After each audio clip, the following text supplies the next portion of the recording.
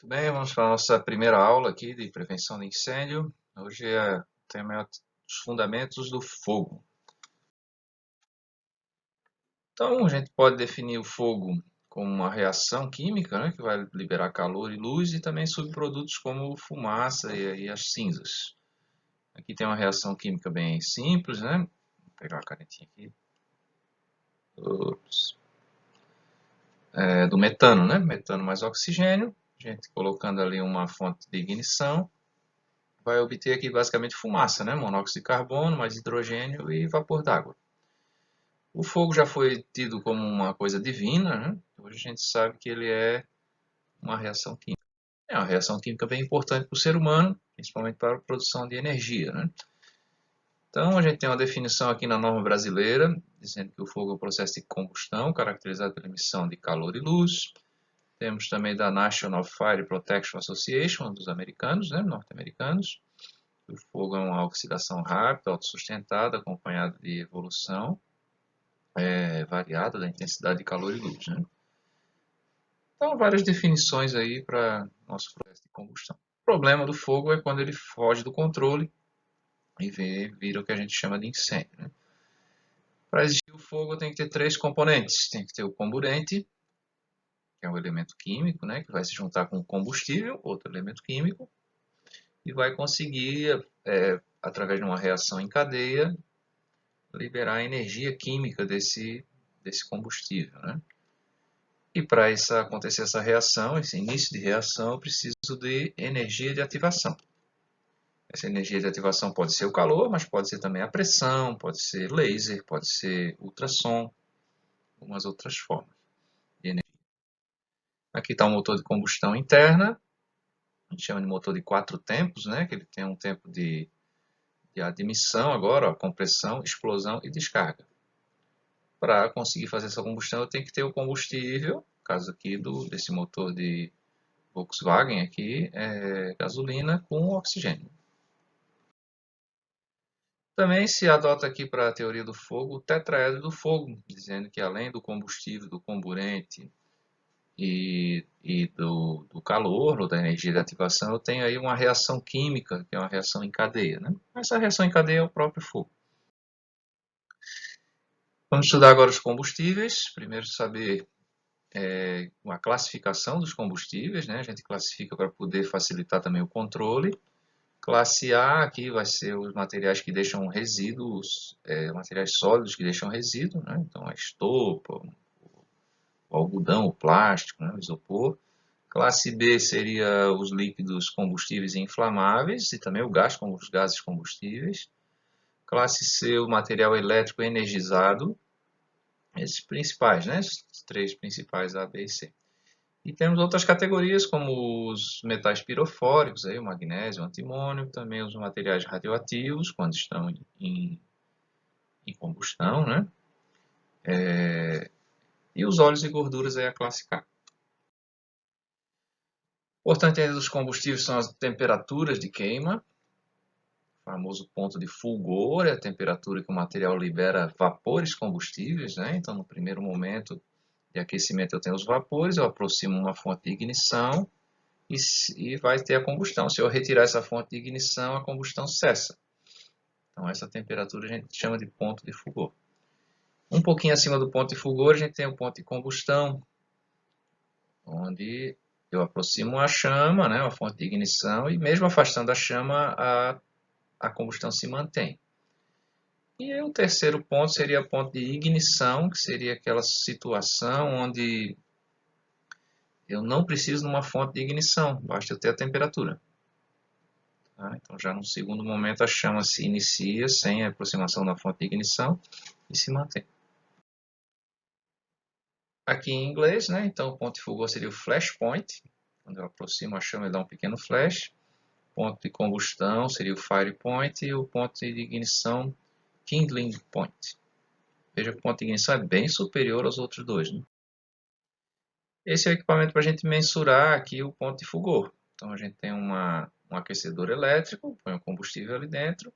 Essa haste aqui que a gente tem, na verdade, é um termômetro, né? E aqui eu tenho uma chama piloto. E a gente observa, quando der o flash, né, a gente mede a temperatura, essa temperatura é o ponto de fulgor. Aqui tem algumas substâncias, por exemplo, o álcool 70, né, o etanol, 16 graus positivos. Para a gasolina, 43 negativos. O diesel já precisa de 60 graus positivos para conseguir que o ponto de fulgor, né? Então, aí a gente diz que a gasolina é mais inflamável do que o diesel. Tá, o querosene de aviação ele é bem melhor, bem mais alto do que a gasolina, né? Isso é bom para a segurança contra incêndio, né? A aeronave, né? Outra conceito importante aqui para o combustível é a superfície específica, é a área que a gente tem em contato com o comburente. Então, é a unidade de área dividida pela unidade de massa. Então, 1 kg, se ele tiver particulado, né, 1 kg de combustível vai ter mais contato com o ar, mais superfície de contato. Né? No caso aqui, ó, da madeira, 1 kg de madeira e aqui 1 kg de madeira. Então, essa situação aqui tem a mesma massa, mas ele tem mais contato com o comburente, então facilita a combustão. Aqui 1 kg de gasolina, 1 kg de gasolina. Então, ele particulado, pulverizado, vai ter mais área de contato, vai ter uma superfície específica maior e tem uma combustão mais fácil. Aqui à esquerda, a gente vê os armários sobre trilhos, né? E a gente tem um material bem mais compactado, quer dizer, uma superfície específica bem menor, né? Uma maior massa com uma superfície menor. Aqui, o modelo antigo, né? A gente tem prateleiras, tem ventilação, né? Então, tem mais chance do fogo se propagar aqui nesse lado direito. Vou botar um amarelinho aqui. Nesse lado direito, né? Do que aqui no lado esquerdo. Tá? Outra vantagem aqui é que diminui a entrada de oxigênio, porque esses armários têm uma vedação de borracha, né? E também o controle de poeira aqui para o arquivamento. Vamos falar agora sobre o comburente. O comburente é o outro componente químico da combustão, né? Ele vai favorecer ali a reação. E o mais comum é o oxigênio. Onde tiver ser humano tem que necessariamente ter oxigênio, né? Normalmente a atmosfera tem oxigênio onde tem um ser humano, a não ser que eu leve meu próprio oxigênio num equipamento de respiração autônomo, né? Mas existem outros comburentes, um que a gente vê nos filmes aí, o óxido nitroso, conhecido como nitro. Posso usar também o cloro, o bromo, né? No caso da pólvora, aí uso o enxofre, né, para poder conseguir disparar um projétil sem ter oxigênio, né? Então usa-se a pólvora que tem aqui o enxofre. Agora falando da energia, né, da transmissão de energia, vamos falar da transmissão do calor. 3 métodos, né? Condução, convecção e radiação. No caso da condução, a gente chama também de contato. A gente vai ter a agitação das moléculas por energia térmica e o distanciamento dessas moléculas, essa agitação vai transferir essa energia molécula a molécula. Então aqui eu tenho a propagação do calor. No caso do incêndio, eu posso propagar aqui do andar de baixo para o andar de cima por condução aqui pela laje, né? E se eu chegar lá no outro andar na temperatura de ignição, eu consigo propagar um incêndio. Tá? Então aqui seria a condução. Na convecção seria o movimento de fluido, né? de gás. Tá? Então o gás vai aquecer, né? O ar tem menor densidade, ele vai tender a subir. Então a propagação da fumaça, né? Por isso que a gente não pode fugir para cima num edifício, numa edificação vertical, né? E também não posso pegar elevador. O posto do elevador é uma chaminé. E a irradiação, terceiro método aqui, eu não preciso de meio físico para transmitir o calor. Tá? É assim que o calor do Sol chega aqui na Terra. Então eu posso ter um incêndio secundário, por isso que é importante a distância entre as edificações e a direção das janelas, né? Eu posso provocar um incêndio secundário na edificação ao lado. E para apagar o fogo agora, que a gente entendeu a teoria do fogo, tenho 4 métodos de extinção. Um deles é o abafamento, que seria a retirada do comburente. O outro é o resfriamento, que seria eu retirar aqui a energia, né? Outro método seria o isolamento, eu cortar o combustível, afastar o combustível, cortar, fechar ali a tubulação de gás, por exemplo. E por último, a inibição, que seria eu quebrar a reação química. Jogar ali algum outro elemento químico que me permita a inibição. Os extintores de incêndio vão me permitir essa quebra da reação química, vão me permitir também o resfriamento ou o abafamento, a retirada do comburente, né? Então, como funciona o extintor? Eu tenho aqui um cilindro de metal, onde eu vou colocar o meu agente extintor e eu vou ter que dar um jeito de pressurizar esse cilindro para que eu tenha uma energia para propelir, né, para projetar esse agente extintor, né? Seja a água, os principais agentes extintores, né, são a água, o bicarbonato de sódio ou o dióxido de carbono. Esses agentes aqui, ó. A água, que a gente acaba chamando de AP, água pressurizada, ela vai apagar a classe de combustível A. Então a água apaga por resfriamento e ela vai funcionar bem para madeira, tecido, isopor, borracha, né? O extintor de pó químico seco, na verdade, ele é de bicarbonato de sódio, né? O que a gente chama de pó químico seco? Nem todo pó é seco, né? Existe também o pó químico umedecido, né? Mas esse aqui é o bicarbonato de sódio. E ele vai apagar a classe B, líquidos inflamáveis, gasolina, o éter, né? O querosene. E temos ainda o extintor de dióxido de carbono, CO2, que vai apagar equipamento elétrico energizado, painéis elétricos, motobombas. Existem extintores especiais também, o classe K aqui, né? O pó químico umedecido, para apagar os óleos e gorduras, né, comestíveis aqui. E o pó ABC também, que é o fosfato monoamônico aqui, que apaga as 3 categorias de incêndio. Tá aqui os nossos extintores, então vamos ver o que eles apagam. Então vamos lá, o que vocês acham aqui? Ó? Motor elétrico, posso jogar água? Não, né? Tem que jogar CO2. Poderia jogar pó químico nele? Posso, mas o pó é corrosivo, vai destruir o que o incêndio não destruiu. Então aqui, solvente. O solvente é melhor usar o bicarbonato de sódio. Aqui papel, fácil, né? Água. Classe A é água. Classe B, bicarbonato. Classe C, CO2. Computador, melhor usar o CO2. Porque senão, se jogar água, eu vou me eletrocutar. Se eu jogar pó químico, vou destruir os outros computadores que estão ao redor. Aqui gasolina, pó químico. Painel elétrico, CO2. Borracha, água. Plástico, água. Vamos ver se aprenderam? Esse cara aqui está com uma dúvida, não recebeu esse treinamento, não sabe qual extintor vai usar. E aí pegou o errado, né? Pegou o de água, se deu mal, né?